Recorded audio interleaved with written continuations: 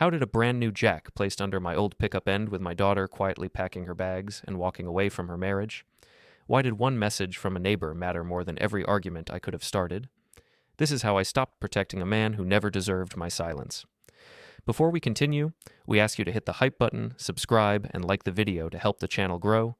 Tell us which city you are from in the comments. We would like to get to know our audience better. The November air had that clean bite to it, the kind that makes you feel like working with your hands. I stood in my driveway that Saturday morning, toolbox open beside me, looking at the rust patterns on my 2003 F-150. 37 years at the plant taught me patience with machines. They break down predictable, logical. You learn the sounds they make before they fail. I heard Kian's car before I saw it. That aggressive idle he loved, like the engine was angry about something. He pulled up fast, too close to my mailbox, and stepped out grinning. He always grinned like he knew something you didn't. Asher, hey. He walked over carrying a cardboard box, moving with that loose confidence of someone who'd never really struggled. Got something for you. I straightened up, wiped my hands on my jeans. Morning. He set the box down and pulled out a hydraulic floor jack. Brand new, still had the factory stickers on it. Chrome handle, heavy-duty frame, probably $200 worth of equipment. Figured you could use an upgrade, he said, nodding at my old scissor jack leaning against the garage wall. That thing looks older than me. It was older than him. Bought it in 1989. Same year Alina was born. Still worked fine. That's generous, I said, keeping my voice neutral. Didn't need to do that. Come on, you're family. He clapped me on the shoulder, squeezed a little too hard. Can't have you under there with ancient equipment. Gotta do things the modern way, right? Safety first. The way he said safety made it sound like a joke we were both in on, like I'd been doing something wrong all these years. I appreciate it, I said, because that's what you say. That's what keeps things smooth. He walked around my truck, hands in his pockets. You know, these old models, they're tough, but they're heavy, real heavy. You need proper support. Good thing you've got this now. He tapped the new jack with his foot. Wouldn't want anything to slip. I nodded, didn't say what I was thinking. The way he emphasized slip felt deliberate, like he was testing how much I'd let him get away with. Alina home? I asked. Sleeping in. She had a rough week. He checked his phone, barely looking at me. Hey, I should get going. Enjoy the jack. Use it seriously. Those old ones aren't safe anymore. He left the same way he arrived. Fast, loud, careless. I stood there for a while after he drove off, looking at the jack. Something about it bothered me. Not the gift itself, but the timing, the way he'd presented it, like he was solving a problem I didn't have. I carried it into the garage and set it beside my workbench. The old scissor jack stood in the corner, paint worn off the handle from decades of use. I'd changed tires in rain, in snow, in parking lots, and on roadsides. Never once did it fail me. My phone buzzed. Message from Marta Weiss, my neighbor 3 houses down. She kept to herself mostly. Nice woman, worked from home doing something with computers. The message was short. Saw Kian at the auto parts store on Thursday. Overheard him talking to someone about you and that jack. Thought you should know. Not trying to cause trouble. I read it twice. The garage suddenly felt colder. I looked at the new jack again, its chrome surface reflecting the overhead light. It sat there innocent, just a tool. But tools don't mean anything by themselves. It's the intention behind them that matters. I went inside and sat at the kitchen table. The house was quiet in that way it gets when you live alone. My wife passed 11 years ago, cancer, and the silence became something I got used to. Most days it didn't bother me. Today it felt heavy. I opened Marta's message again, read it a third time. Not trying to cause trouble. That phrase always preceded trouble. But Marta wasn't the type to stir things up for entertainment. If she'd sent this, she had a reason. I thought about calling Kian, asking him what he'd said, but that would tip my hand. Whatever this was, I needed to understand it first before making any moves. Instead, I made coffee and tried to remember the last time Kian had done something for me without an angle. Couldn't think of one. Every gesture came with strings, usually financial ones. The coffee tasted bitter, or maybe that was just my mood. I sat there watching steam rise from the cup, thinking about the past 2 years since Alina married Kian. At first, I'd been cautiously optimistic. He had a job, ambition, treated her well in public. Lena seemed happy, or at least content. That's all a father really wants, right? For his daughter to be content. But contentment has a shelf life when money's involved. The first time they asked for help was 3 months after the wedding.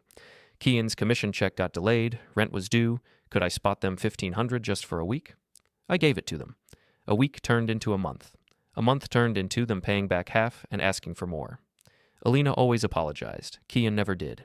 He'd just shrug and say things like, "Sales is feast or famine, Asher."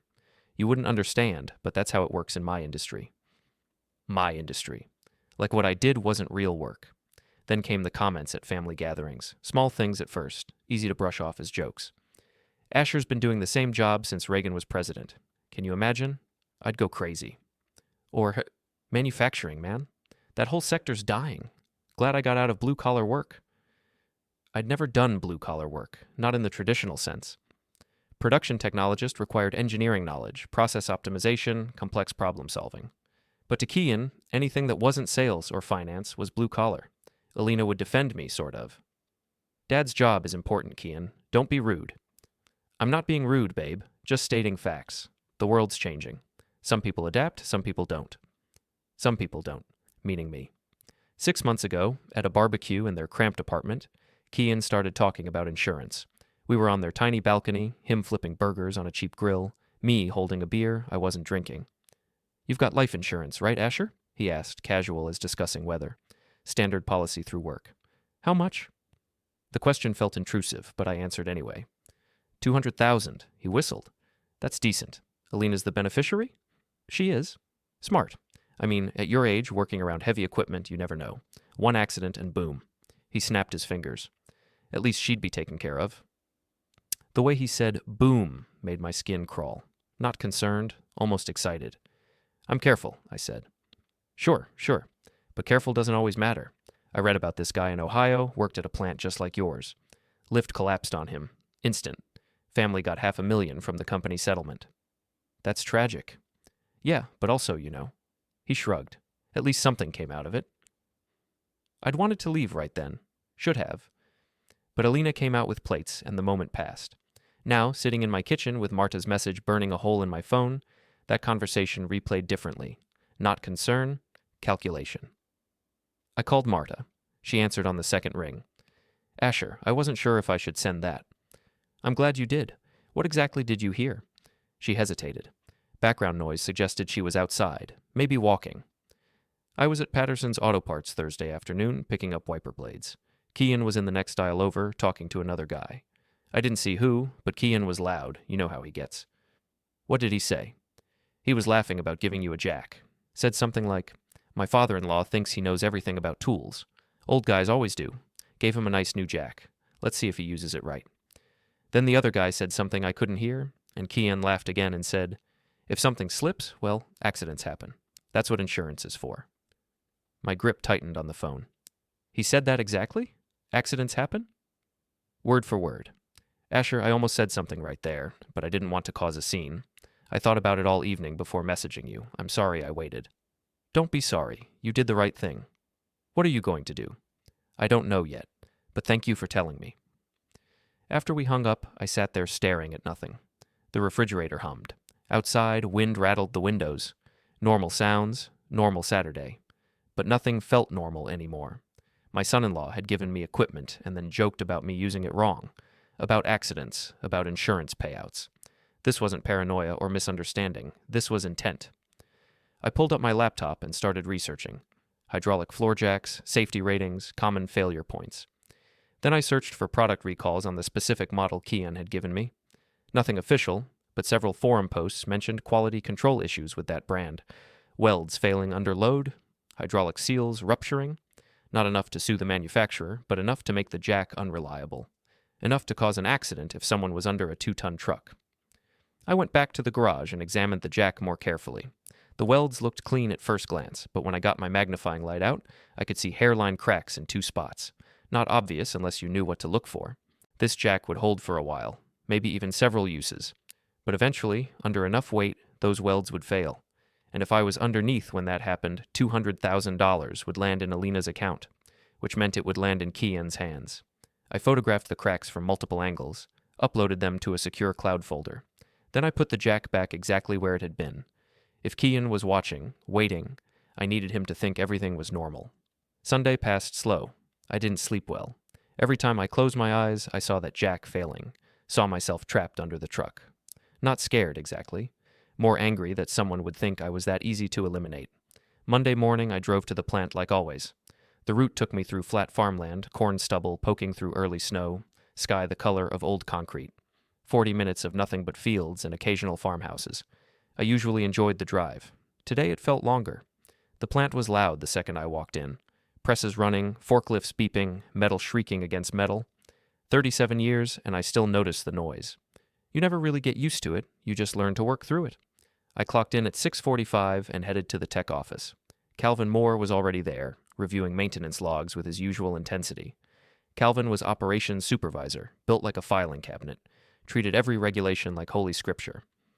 "Morning," he said without looking up. "Morning. Got a question."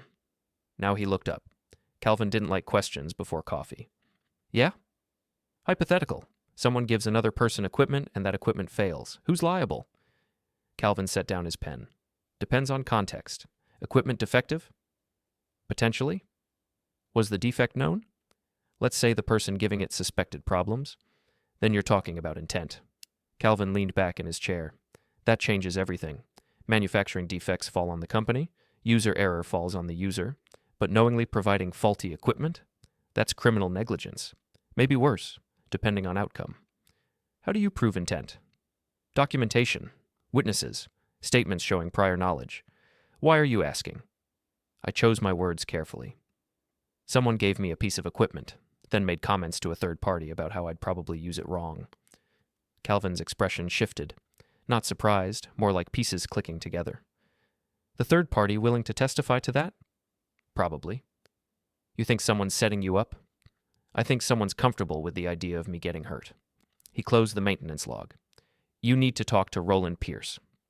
Roland Pierce was the external consultant the plant kept for liability issues. Safety compliance, legal exposure, the boring but critical work that kept the company out of court. "Can you arrange it?" I asked. "Give me an hour." I spent that hour at my desk, pulling up old emails. Kian had sent several over the past year. Most were short, forgettable, but one from August stood out. "Hey Asher, saw a news story about a plant accident in Ohio. Guy got caught under a lift. Made me think of you. Stay safe out there." At the time, I'd read it as concern. Now it felt like groundwork, like he was establishing a pattern, planting the idea that my job was dangerous, that accidents were inevitable. I forwarded the email to my personal account, then searched for others. Found 3 more with similar themes. One about machinery failures, one about workplace safety violations, one linking to an article about wrongful termination settlements. He'd been building a narrative for months. Calvin came back at 10:30. "Roland can see you at 2. His office downtown." "Appreciate it. Asher."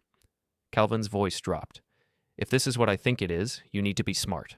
No confrontations, no accusations. Let the system handle it.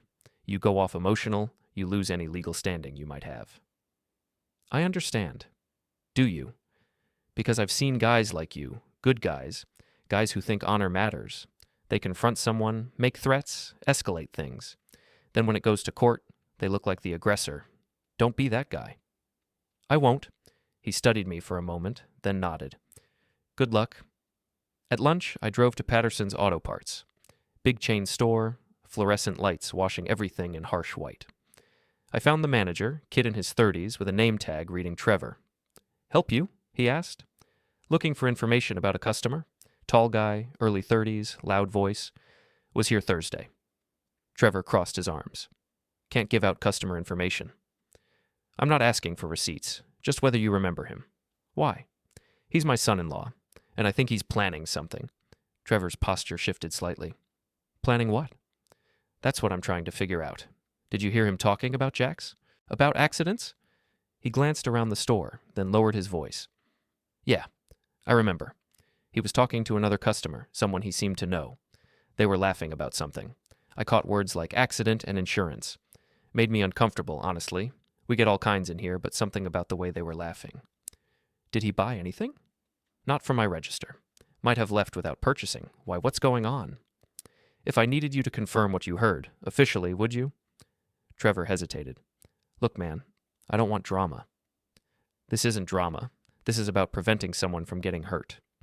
He studied my face, trying to gauge sincerity. "If it's official, like police or lawyers, yeah, I'd confirm what I heard. Thank you. I left feeling something settle in my chest. Not quite relief, more like confirmation. Kian had been careless, talking openly in public. He thought he was smarter than everyone around him, thought people wouldn't notice or wouldn't care. But people notice. People remember. And now I had 2 witnesses. Roland Pierce's office was downtown, 3rd floor of a renovated brick building that tried too hard to look professional. Leather chairs in the waiting room, magazines nobody read, receptionist who smiled without warmth. Roland called me back after 5 minutes. He was 54, thin, gray haircut, military short. Wore a suit that cost more than my truck. Spoke in sentences that sounded pre-approved by legal teams. Calvin said you had a liability question. He gestured to a chair. I sat and explained everything. The jack, Kian's comments, Marta's message, the conversation at the auto parts store, the emails, the hairline cracks in the welds. Roland listened without interrupting, face neutral. When I finished, he leaned forward and folded his hands on the desk. You understand what you're describing, he said.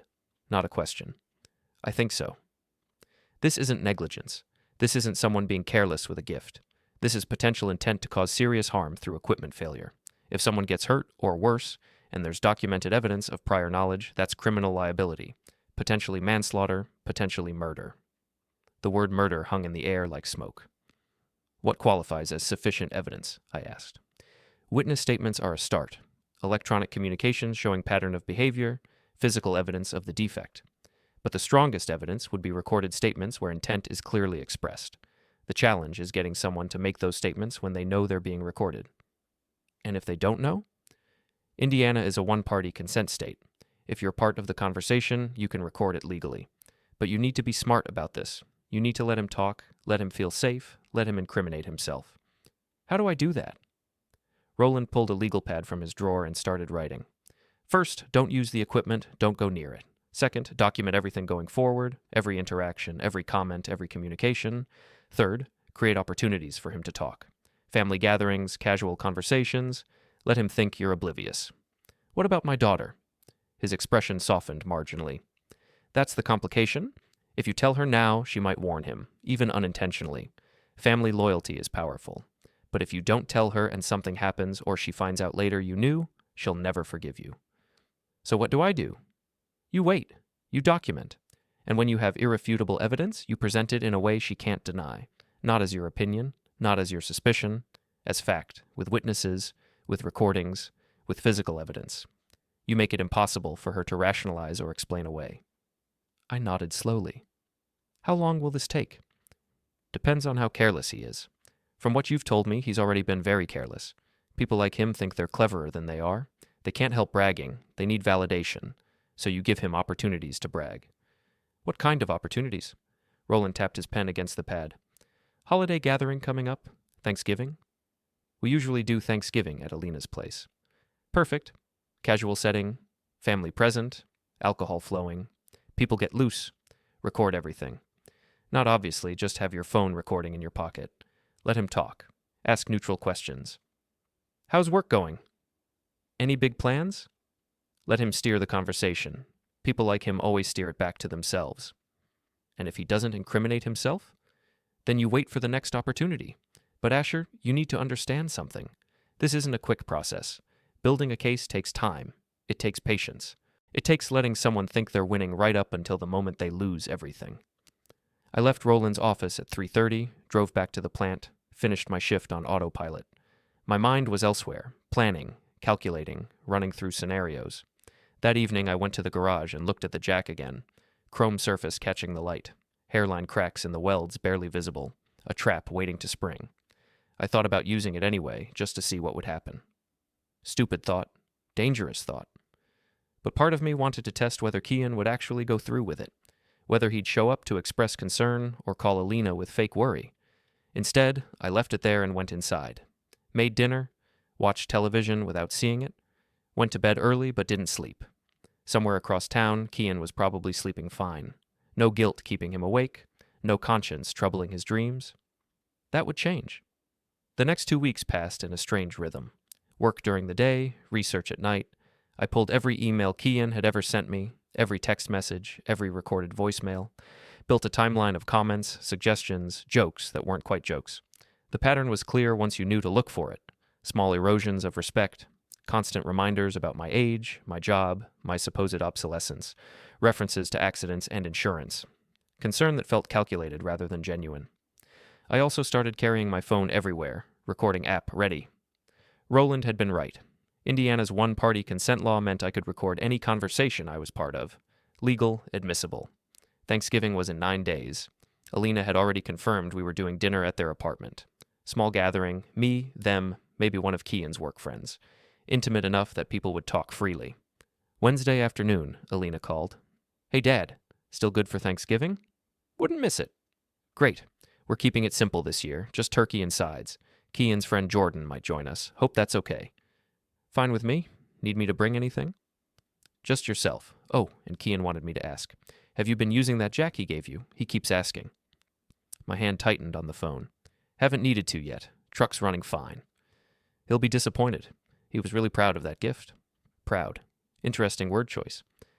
Tell him I appreciate it, I said. I'll use it when the time comes. Will do. Love you, Dad. Love you too, sweetheart. After we hung up, I sat there thinking about what she'd said. Kian keeps asking. He wanted to know if I'd used it. Wanted to know if the trap had sprung. I opened my recording app and made a voice note. November 15th, 7 p.m. Alina called about Thanksgiving. Mentioned Kian has been asking repeatedly whether I've used the jack. Shows continued interest in whether equipment has been utilized. Small detail, but details matter when you're building a case. The following Monday, Calvin called me into his office. Got something you should see? He pulled up a maintenance report on his computer. Equipment inspection from 3 months ago. Standard safety audit. Buried in the notes was a citation about hydraulic jacks in the equipment storage area.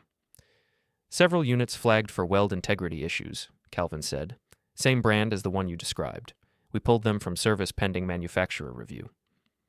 So the plant knows these jacks are defective? We know that specific production run had quality control problems. Manufacturer issued a quiet recall.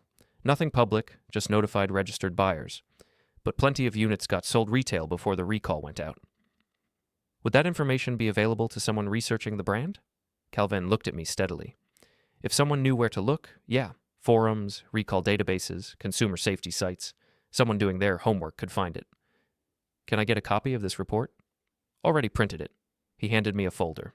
Asher, I don't know what you're dealing with, but cover yourself. Document everything, and for God's sake, don't use that jack. I won't. That evening, I went through the plant's safety database looking for anything else relevant. Found incident reports from other facilities. 3 injuries in the past 2 years involving hydraulic jack failures. 1 worker suffered crushed ribs, another lost a hand, 3rd one ended up paralyzed, all from the same brand Kian had given me. He'd done his research, found equipment with a track record of failure, gifted it wrapped in concern, then waited. Thanksgiving arrived cold and gray. I drove to Alina's apartment at noon, carrying a bottle of wine I wouldn't drink and a sense of purpose I couldn't shake. Their apartment was small, 3rd floor of a converted house. Furniture from discount stores, decorations trying to make the space feel homey. It mostly felt cramped. Alina answered the door. She'd lost weight since I'd seen her last month. Not dramatically, but enough to notice. Stress weight, marriage weight. Dad, come in. Turkey's almost done. I hugged her, felt how thin she'd gotten. You eating enough? I'm fine. Just busy with work. Kian appeared from the kitchen, apron tied around his waist, beer in hand. Asher, happy Thanksgiving. Same to you. He shook my hand, squeezed too hard, like always. Beer? Wine? We've got both. Water's fine. Suit yourself. Dinner should be ready in 20. Jordan's running late. Traffic from Bloomington. I settled into their worn couch, while Kian went back to the kitchen. Alina sat across from me, looking tired in a way that had nothing to do with sleep. How's work? I asked. Good. Busy. They're restructuring my department, so lots of uncertainty. Restructuring usually means layoffs. They haven't said that, but yeah, probably. You worried? She glanced toward the kitchen, lowered her voice. A little. We're already tight on money. If I lose my job... She trailed off, didn't finish the thought. Kian called from the kitchen. Alina, can you help with the sides? She got up and left me alone with my thoughts. Their financial situation was worse than I'd realized, which meant Kian's motivation was stronger than I'd realized. $200,000 would solve a lot of problems. Jordan arrived at 12:30. Tall guy, 30s, worked in sales with Kian, handshake too firm, smile too wide. The kind of person who treats every interaction like a pitch. We sat down to eat at 1. Turkey dry, but edible, sides passable, conversation forced. Jordan talked about a big sale he'd just closed. Kian talked about a promotion he was expecting. Alina mostly stayed quiet. I had my phone in my shirt pocket, recording app running. Not obvious, just there. After dinner, while Alina cleared plates, Kian and Jordan moved to the balcony to vape. I followed them out, claiming I wanted air. The balcony was barely big enough for 3 people. We stood there in the cold, breath visible, traffic noise rising from the street below. "So, Escher," Jordan said, "Kian tells me you work at Industrial Manufacturing Services. That's the big plant off Route 37, right?" "That's the one." "Man, I don't know how you do it. Factory work, same thing every day. I'd lose my mind." "It's not factory work," I said evenly. "Process optimization, systems engineering." Right. Still, though, 30-plus years at the same place. That's dedication." The way he said dedication made it sound like a prison sentence. Kian laughed. "Asher's old school, company loyalty, pension, all that. Different generation." "Nothing wrong with stability," I said. "Sure, if you like playing it safe." Kian took a long draw from his vape. "Me, I'd rather take risks. Big risks, big rewards. Playing it safe just means you never really win." "What counts as winning?" I asked. "Financial freedom, not having to worry about money, being able to retire at 50 instead of 65. That's winning." Jordan nodded. "Oh, man, life's too short to grind until you're old." Old. There was that word again. "You planning to retire early?" I asked Kian. "Eventually, once I hit the right opportunity. Could be next year, could be 5 years, but yeah, that's the goal." "What's the right opportunity look like?" He shrugged. "Something that changes the game. Big commission, investment payout, inheritance, insurance settlement. Whatever gets me out of the rat race." Insurance settlement. He'd said it casually, like it was just another option on a list. I pressed record deeper into my pocket to make sure it was running. Insurance settlement? That's an odd thing to count on. "Just being realistic. Things happen, people get hurt, companies pay out. That's just how it works." "You hoping someone gets hurt?" Kian laughed. "No, man. I'm just saying, if something were to happen, at least there'd be compensation. Life insurance, workplace settlements, whatever. Silver lining, you know?" "Silver lining to what?" "To accidents. To things going wrong. Look, my point is, you can't control everything, but you can make sure you're positioned to benefit when opportunities arise." Jordan jumped in. "That's smart thinking. Most people just react. Successful people position themselves." I let the silence sit for a moment, then changed direction. "You still asking about that jack you gave me?" Kian's expression shifted subtly. "Yeah, actually. You use it yet?" "Haven't needed to. Why do you keep asking?" "Just curious. Spent good money on it. Want to make sure it's useful." "It's in the garage." "You should test it out. Make sure it works properly. Those hydraulic ones can be finicky if they sit too long." "I'll use it when I need it." "Yeah, but seriously, you should test it first. Last thing you want is to be under a truck and have it fail." The way he said fail sent a chill through me that had nothing to do with the weather. "That happen often?" I asked. "Jacks failing?" "More than you'd think. I was reading about it online. Weld failures, hydraulic leaks, all kinds of things. Scary stuff when you think about it." "Why'd you give me one if they're so dangerous?" He didn't miss a beat. "That's why I got you a good one. Quality brand. Should be fine. But still, test it first, just to be safe." Jordan's phone rang. He stepped inside to answer it. Kian and I stood there in the cold, just the two of us. "You worried about me, Kian?" I asked. "What? No, I mean, yeah, your family. Of course I worry. You're getting older, working around dangerous equipment. It's natural to be concerned." "Concerned about what?" "Just accidents. Things going wrong. You're not as young as you used to be. Reflexes slow down. You might not notice if something's wrong until it's too late." "You think I'm incapable of doing my job?" "I didn't say that. I'm just being realistic. Accidents happen, especially to guys your age. That's just statistics." "What statistics?" He waved his hand vaguely. "Workplace injuries. They go up with age. It's documented." "And if I had an accident, what would happen?" "What do you mean?" "Financially, for Alina." He looked uncomfortable for the first time. "Well, I mean, you've got life insurance. She'd be taken care of. That's the whole point of insurance. You think about that much? Me having an accident and Alina getting insurance money? No, Jesus, that's morbid. I'm just saying, hypothetically, if something happened, at least she wouldn't be left with nothing. That's all I meant. I let it drop, but the recording in my pocket had captured everything. His tone, his words, the way he kept circling back to accidents and insurance, and me being old and slow. We went back inside. Dessert was pumpkin pie that tasted like cardboard. Conversation stayed surface level. Jordan left at 3, I left at 4. When I got home, I transferred the recording to my computer and listened to it twice. Cleaned up the audio, isolated the key statements, saved multiple copies. Roland had been right. People like Kian can't help themselves. They need to talk, to justify, to share their cleverness. And in talking, they incriminate themselves. The next morning, I called Roland from my car, parked in an empty lot near the plant. "I've got a recording," I said, "from Thanksgiving. Send it to me, encrypted email."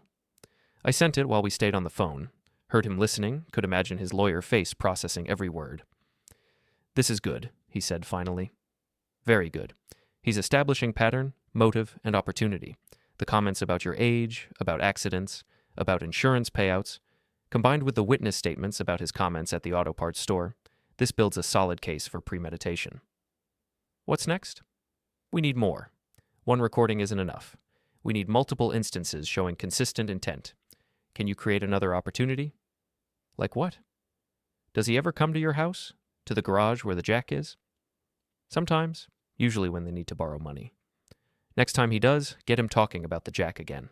About safety, about your job. Let him keep digging his own grave. That opportunity came sooner than expected.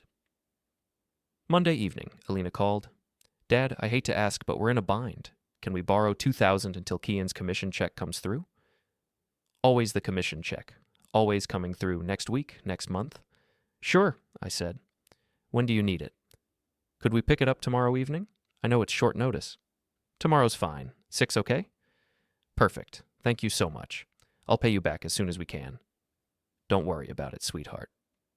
After we hung up, I called Roland. "They're coming tomorrow to borrow money. He'll probably come into the garage." "Perfect. Set your phone up to record. Maybe on a shelf, aimed at the work area. Video if you can manage it discreetly. Audio at minimum. Get him talking about the jack again." Tuesday I spent preparing. Mounted my phone on the workbench shelf, angled toward the jack, hidden behind a toolbox. Tested the angle, made sure it would capture both audio and video. At 6:15, Kian's car pulled up. Only him, no Alina. He knocked and I let him in. "Where's Alina?" I asked. "She's not feeling well. Stayed home. She said just to grab the money if you've got it." I'd written a check, had it ready, but I wanted him in the garage first. "It's in the garage. Had to move things around earlier, left it out there. Come on." He followed me out. The temperature had dropped, cold enough to see breath. The garage fluorescent hummed overhead. The check was on the workbench, right next to where my phone was recording. Kian saw the jack immediately. "Hey, there's the jack I got you. You use it yet?" "Not yet. Haven't needed to." He walked over, crouched down next to it. "You really should test it. These things need to be broken in." "It's a jack, not a pair of boots." "I'm serious. Hydraulic systems need to be cycled. Otherwise seals can stick, fluids can separate. You use it cold, it might not work right." "You seem real concerned about this, Jack." He stood up. "I just want you to be safe. Is that weird?" "A little. You never cared much about my safety before." "That's not fair. Your family. Of course I care." "Family you need $2,000 from." He had the grace to look embarrassed. "Yeah, about that. Things are tight. Commission should hit next week, then we're good." "You said that last month?" "Last month was different. This is a sure thing." "Nothing's a sure thing, Kian." He shrugged. "Look, I know we owe you. We'll pay you back. But right now, we need help." I picked up the check, held it. "You ever think about what you'd do if something happened to me?" "What do you mean?" "If I had an accident at work, if I got hurt, what would happen to Alina financially?" His eyes narrowed slightly. "Why are you asking that?" "Just curious. You seem focused on insurance and accidents. Wondering if you've thought it through." "I mean, you've got life insurance. Through work, right? Alina would get that. 200,000. Right, so she'd be okay. More than okay. That'd solve a lot of problems." "My accident would solve your problems." He caught the edge in my voice. I didn't mean it like that. I just meant, hypothetically, if something happened, at least she'd be provided for. That's what life insurance is for. And you'd have access to that money, since you're married. I guess, yeah. But I'm not saying I want something to happen. Jesus, Asher. I handed him the check. Here's your $2,000. He took it, uncomfortable now. Thanks. We really appreciate it. You ever think about how convenient it would be if I wasn't around? No more borrowing money, just a lump sum payout. That's messed up. I don't think about that. No? You bring it up a lot. Insurance, accidents, workplace injuries. For someone who doesn't think about it, you sure talk about it plenty. He backed toward the garage door. I don't know what you're trying to say, but I don't like it. We needed money, you're helping us out. That's it. Don't make it weird. Using that jack would be weird, knowing what I know about it. What are you talking about? Those jacks have a recall. Quality control issues. Welds failing under load. You know that? His face went carefully neutral. No, I didn't know that. Sure you did. You researched it. Found equipment with a track record of failure. Gave it to me hoping I'd use it. Hoping those welds would fail while I was under a 2-ton truck. You're crazy. I was trying to do something nice. Nice. Right. That's why you keep asking if I've used it. Why you talk about accidents and insurance. Why you tell people at auto parts stores that if something slips, accidents happen. His expression shifted. Fear, then anger. You're recording this, aren't you? Why would you think that? Because you're acting weird. Asking weird questions. This is a setup. Is it? Or is it just a conversation between family? You know, the family you're trying to set up for a fatal accident? He moved toward the door. I'm leaving. This is insane. And for the record, I never said anything about hurting you. You're paranoid. There's a witness who heard you at Patterson's Auto Parts, talking about me using equipment wrong, about accidents happening, about insurance. He stopped. Who? Does it matter? Point is, you've been careless, talking too much, planning too openly, and now multiple people know what you've been saying. I haven't done anything? You gave me defective equipment with the expectation I'd use it and get hurt. That's criminal intent, Kian. That's attempted manslaughter at minimum. Maybe attempted murder, depending on how a prosecutor frames it. You can't prove any of this? I've got witnesses. I've got recordings. I've got the jack with the defective welds. I've got your emails and texts establishing pattern. I've got enough to bury you. He stood there breathing hard, face red. Then he laughed, bitter and sharp. You think anyone's going to believe this? You think Alina's going to believe her father over her husband? She'll think you're making it up because you don't like me? Maybe. Or maybe when she sees all the evidence, hears the recordings, talks to the witnesses, she'll realize her husband tried to get her father ended so he could access insurance money. She won't believe you. Then I guess we'll find out. He left without another word. Heard his car start, tires squealing as he drove off too fast. I stood in the garage for a long time, then retrieved my phone from the shelf. The recording had captured everything. His admission about the insurance, his knowledge of the money, his discomfort when confronted. I called Roland. I've got another recording, and this time he basically admitted everything. Roland insisted on meeting in person. His office, 8 p.m., after hours when the building was empty. I brought my laptop with all the recordings, all the documentation, everything I'd compiled over the past month. He listened to the latest recording twice, taking notes on a legal pad. When it finished, he sat back and steepled his fingers. This is prosecutable, he said. Combined with the other evidence, this builds a clear case for attempted manslaughter, possibly attempted murder. The question is, what do you want to do with it? What are my options? Option 1. I'd go to the police now.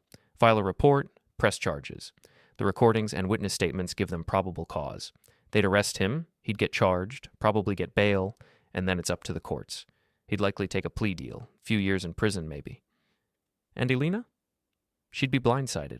Her husband arrested, her father the one who turned him in. That's a hard thing to come back from in terms of family relationships. Option 2? You present this to Elena first, with me present, in a controlled setting. You show her everything. The recordings, the evidence, the witness statements. You let her hear exactly what her husband has been planning. Then you give her a choice. What kind of choice? She can leave him and you don't press charges. Or she can stay with him and you take everything to the police. You're giving her agency. You're not making the decision for her, but you're making clear that his actions have consequences either way. I thought about it. When? Soon. He's going to tell her about tonight's conversation. He'll probably frame it as you being paranoid, making baseless accusations. You need to present the truth before his version settles in her mind. What about the plant? The safety issue?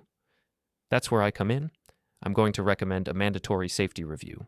Company-wide assessment of all equipment, including personal equipment employees might use at home. We'll frame it as routine compliance.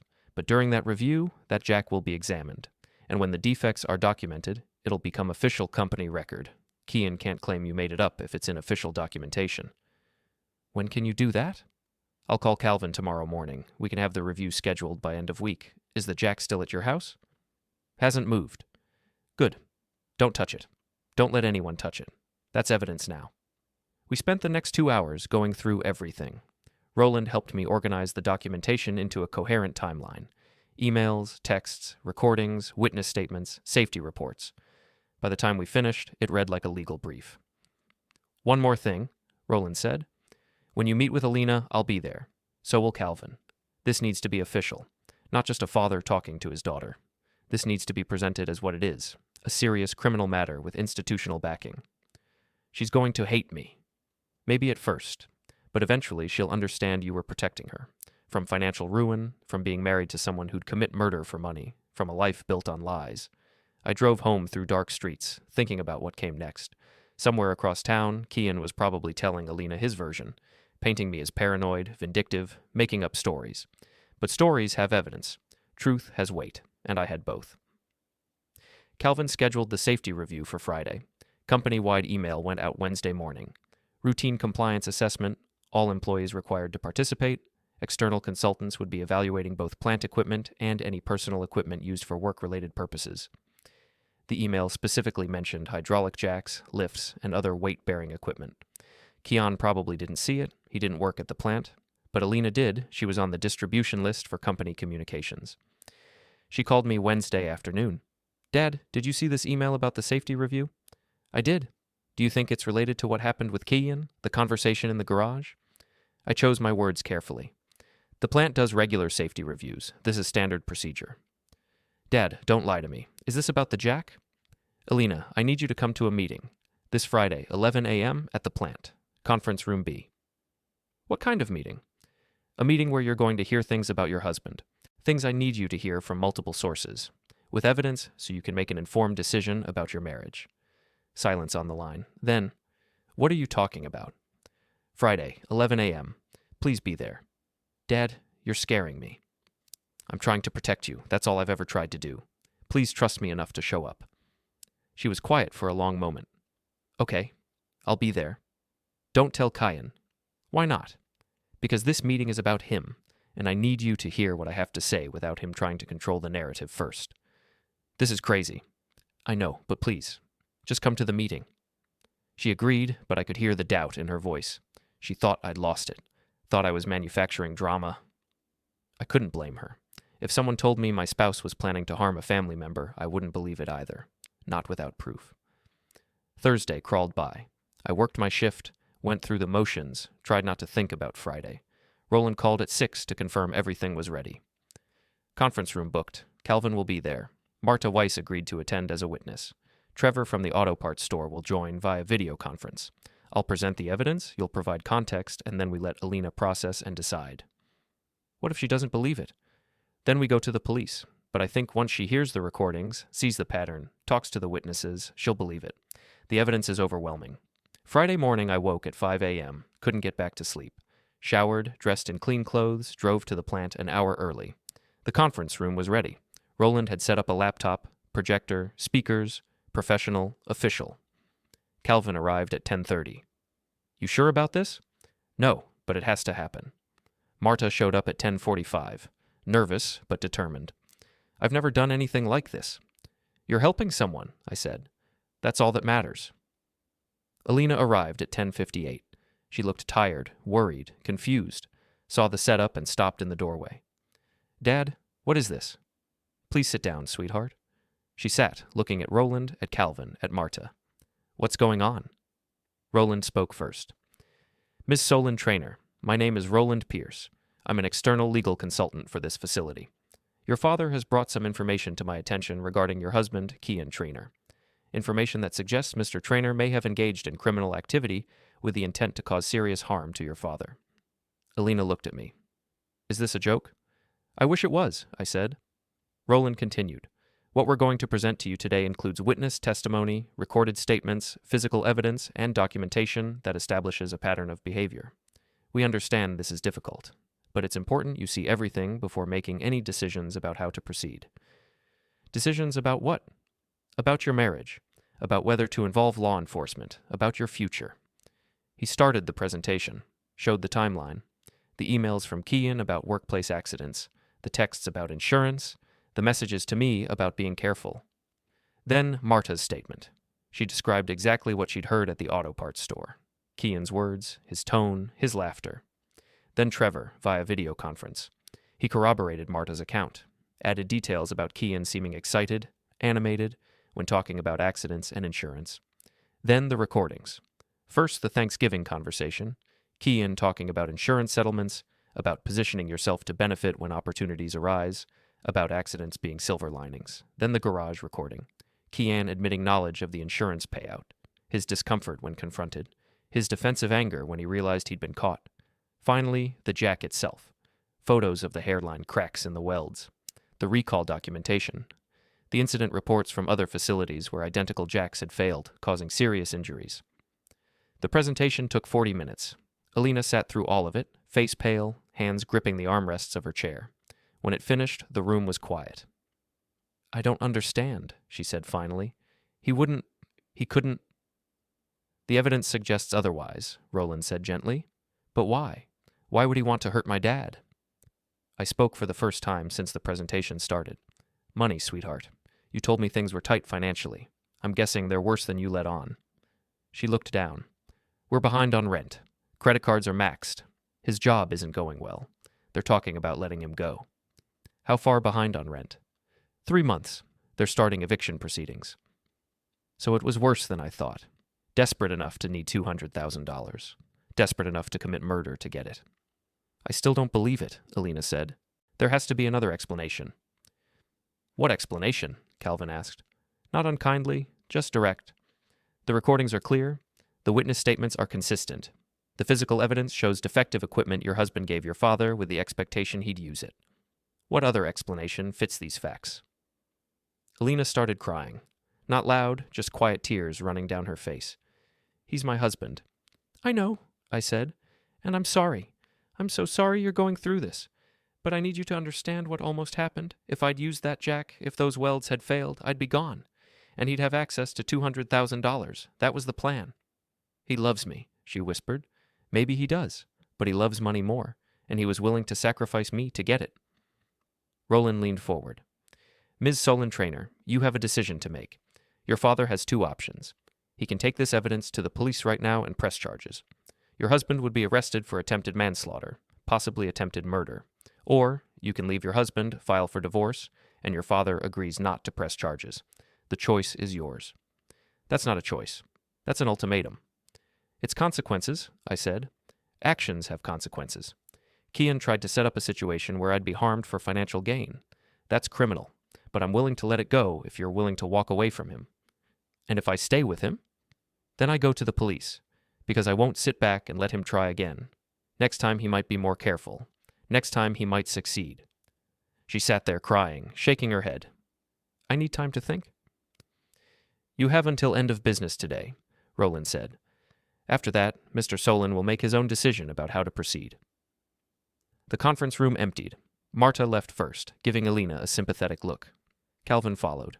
Roland packed up his equipment. I stayed, sitting across from my daughter while she cried. I don't know what to do, she said. Yes, you do. You just don't want to accept it. 2 years of my life. 2 years of believing in him, supporting him, defending him when people said he was using me. And this whole time he was planning to... She couldn't say it. Couldn't finish the sentence. I'm sorry, sweetheart. Did you hate him? Is that why you did all this? I didn't do anything except pay attention. He did this to himself. He got careless, got greedy, got caught. What am I supposed to do now? You leave. Today. You pack your things. You move out. You file for divorce. And you start over. I don't have anywhere to go. You can stay with me until you figure it out. Your old room's still there. Nothing's changed." She laughed, bitter and broken. "Everything's changed." We sat in silence for a while. Then she stood up. "I need to go home. I need to pack." "You want me to come with you?" "No. I need to do this alone. I need to tell him to his face that I know, that I'm leaving. Alina." "Dad, I have to. I can't just disappear. I owe myself that much." I didn't like it, but I understood. She needed closure, needed to look him in the eye and tell him she knew what he'd tried to do. "Call me when you're done. I'll be waiting." She left.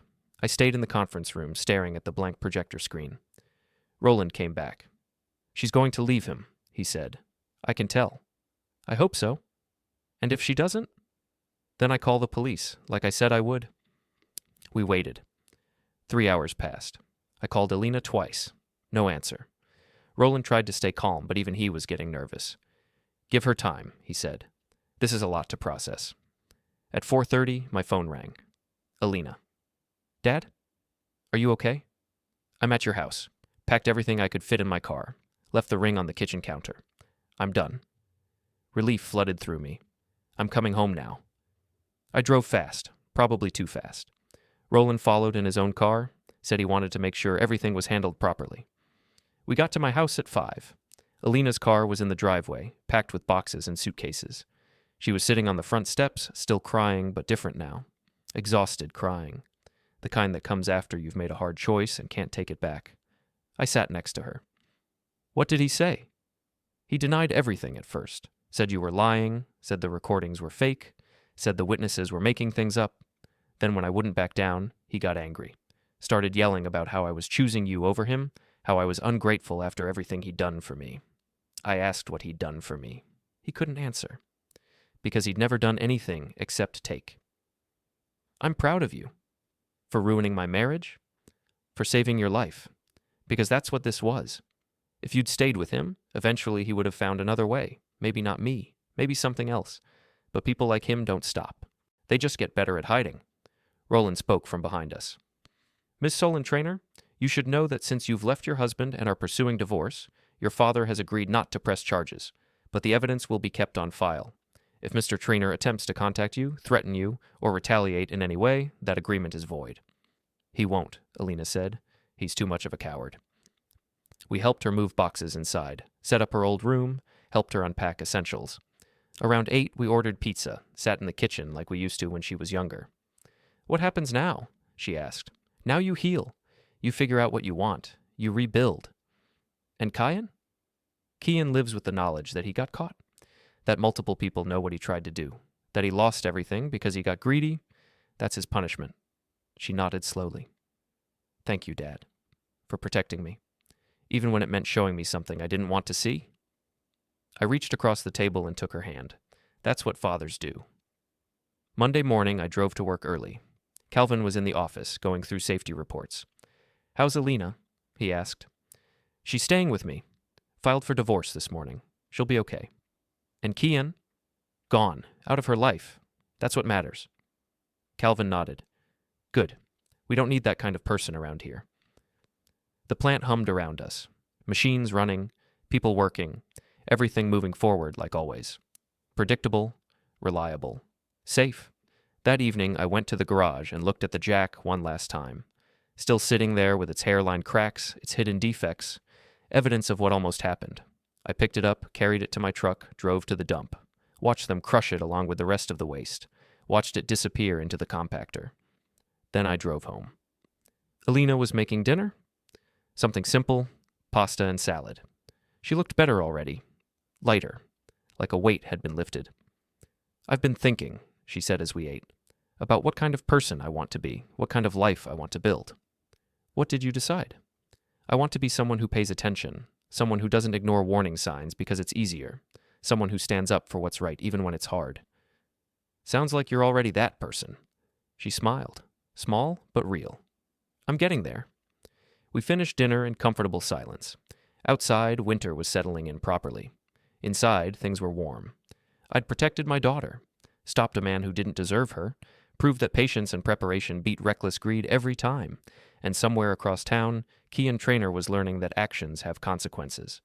that careless words come back to haunt you, that some people pay attention even when you think nobody's watching.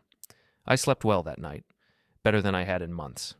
Justice doesn't always look like handcuffs and jail cells. Sometimes it looks like a daughter packing her bags and walking away. Sometimes it looks like a man losing everything because he couldn't stop talking.